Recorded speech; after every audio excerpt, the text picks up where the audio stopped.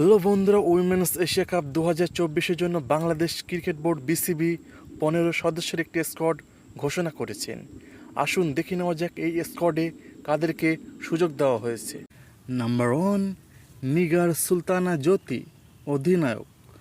Number 2, Nahida Akter, সহ অধিনায়ক। Number 3, Murshida Khatun. Number 4, Dilara Akter.